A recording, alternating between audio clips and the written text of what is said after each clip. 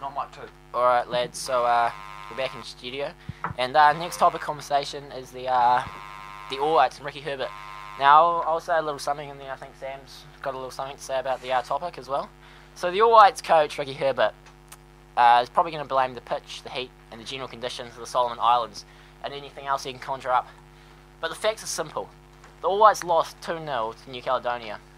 They're out of the OFC Nations Cup, and won't qualify for the FIFA Confederations Cup. At the hands of the team with nowhere near the professional resources the All Whites had. Now the All Whites should have won that, and the resources we have and the players we have should have given us the win there. To me, Herbert has become lazy, to be honest. His insistence in playing a 3-4-3 formation, regardless of the personnel, was a decision that left the All Whites defensively exposed one too many times. Now Sam, I think you've got a little bit to say about the All Whites defence. Yeah, Cam, I've actually made up my own opinion rather than copying off Shut up, Sam. talkback pages on the internet. But yeah, I reckon we'll become just too used to booting it upfield and letting like the big guys like Killen, Wood and Fallon get to it to create something. We just play quite defensively as well, just hang at the back a fair bit, even though it's 3-4-3, and just get men behind the ball in defence and then just hope to boot it up and score something like we did against Italy and Slovenia and all that. So playing a back line without the likes of Ryan Nelson and Winston Reid, do you think that was a yeah, of course, a fault of the All Whites? Yeah, it was having only three people with Tommy Smith. I don't know who else, but yeah, that was without Ryan Nelson. We definitely need to play probably a 4 at the back, I'd say, unless you're going to really change it up. And also maybe keeping Tony Lockheed on was probably a mistake because he's pretty rubbish. Let's be honest. And yeah, there are other younger people who are a lot better, and I think Ricki Herbert's just trying to stick with him for as long as possible, but it's just not working, and there are other better players we can have. So I'm going to rip out a statement here. After watching the friendlies, would you agree with me that the All Whites did ride their luck against Honduras and El Salvador? Oh yeah, of course they did, but they're two very good ranked teams. I'm not sure if they're above us or not, but those were good results we got, but that we're trying to get. But it was the way we played. We didn't play offensively. It was after we got the goal against Honduras to win 1-0. After the first 45 minutes when we scored, for the next half we just shut out and just defended pretty much 9 in front and then 9 in front of the goal and then 1 up front. It was just we didn't play any football. So without winning the Confederation Cup, that's $1 million that the All Whites are going to go without, and national soccer is going to go without in New Zealand. Do you think that that $1 million would have brought a lot to New Zealand soccer? Yes, the Oceania Cup that we didn't lose. Didn't win. Sorry. Yeah, just stuffed up. No, that's what my notes say. Oh. Carry on. Well, obviously the website you got off it was wrong, but yeah, it's probably going to make a fair bit of difference because of all the money problems now, and this isn't going to help at all because we usually win that cup. But we'll just have to turn around and try and make a profit in other areas to help the game go. So not going to the Oceania Cup. No, Confederation Cup. Yeah, okay, I get it now. So not going to the Confederation Cup. That would have given the All Whites a pre-taste of Brazil, like stadiums, the conditions, and the fanfare. Do you think that this is going to be a big loss for the All Whites, or do you think they can still? Not really, because as you said, we've got Ryan Nelson and all that, who's a really good player, and also the Olympics later this year. That you've got like a lot of those players. Admittedly, it is a youth team that's going to the Olympics, but you've still got a lot of those players playing in who are going to play in the FIFA World Cup in Brazil if we get to that. So I don't reckon it's going to make too much of a difference. First thing we've got to do is worry about trying to get into the FIFA World Cup and against facing Bahrain or whoever we have to face again. So Herbert at the moment is juggling up a national team, but also the club national team with the Wellington Phoenix. Do you think he should admit to the mistakes he's made in the last couple of months and choose either to coach the All Whites or the Phoenix? No, I reckon if the New Zealand... To be honest, I think he should be choosing one or the other and focusing on them, because he can't have he's got talented players both from the All Whites and the Phoenix, and he's got to be concentrating on one of those teams. Yeah, that's probably true, but I reckon it should be up to the All Whites' job, the New Zealand Football Federation, to cut someone from the team and cut him from coaching, and it's not his job. I don't think it should be his job to resign. It should be their job to cut him. Because at the moment, the board and the federation are they need to ask some serious questions about what's happening in the All Blacks, because at the moment it's not happening for them.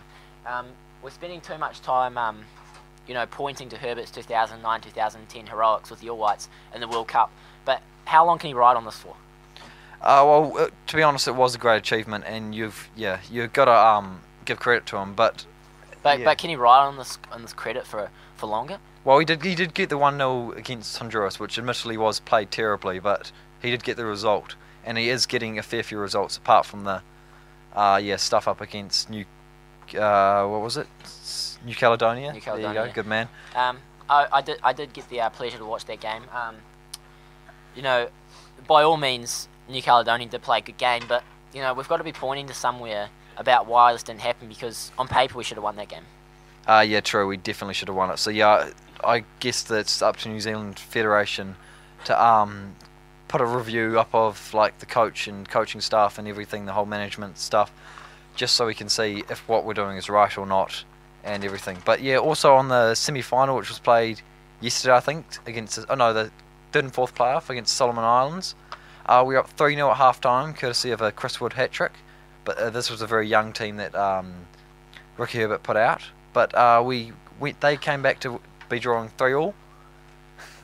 They came back to be drawing 3-3, and in the 90th minute, Shane Smelks scored the winning. So we should never have come back, let them come back to that from that far down. So is that going back to the defensive lapse we have without the likes of Ryan Nelson? Yeah, it would be true, but even without Ryan Nelson and Winston Rue, we still should have won and closed out the game from there on. So I'm going to put out a statement that Ricki Herbert's been riding on zero accountability for way too long. We did go through a special journey in 2010, but that was 2 years ago. Now, something has to happen, something has to change so we can go forward for the All Whites, because we've got so many young, talented players. I agree. Well, what do you have to say about that, Sam? Yeah, we do, and we definitely need to change it up to make it more successful for New Zealand. And yeah, we've got enough professional players and heaps of them to be able to perform well in the international stage and be a great force well, not a great force, but a decent force internationally. So obviously a well-known statement is you're only as good as your last game, and unfortunately our last game didn't pull off the win, so we have to make some tough decisions. Is it that Herbert should he still be coach? Personally, I think it's time to get some fresh blood into the team, spark an All Whites team which could potentially have be a strong footballing nation in later years. Yeah, we'll probably need to do that, but as I said, it's up to the board and to decide whether they're going to kick him out. Go away, Prashan. Hurry up! This is radio. It's serious. Okay, Cam, is there anything else? I think we've done enough, to be honest. Well, I got one more question for you, Sam. Why am I being interviewed? Well, just because co-host. Yeah, shut up. No, hold on. You guys just go away. Ricki Herbert is coach of both the Phoenix and the All Whites. If he had to choose one, what do you think he should be going for? Definitely All Whites, national pride over everything. Do you think he should stay as All Whites coach and we should be looking for a new Phoenix coach? Yeah, but I don't know if the New Zealand Football Federation will do that.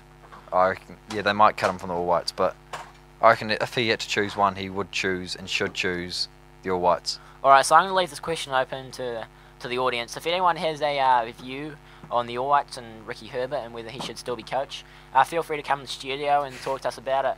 Thanks, guys, and we'll go to our next song, which is... Oh, just before, thanks to people who have texted in. Problem is, we've only got one person from outside the studio having texted in. I actually got 4 more texts during that little All Whites thing. Oh, did we? Yeah, I haven't checked them yet. Well, yeah, probably Josh from Val again. But yeah, we'll just try and get... Come on, guys, text in. Get your friends to text in, and we'll be singing Call Me Maybe, and you guys will love it. So the keyword is rugby, and text that word to 022-085-3820, and we will be doing a rendition of Call Me Maybe. Now, for you guys, just for a special treat, we've got a song for King and Country.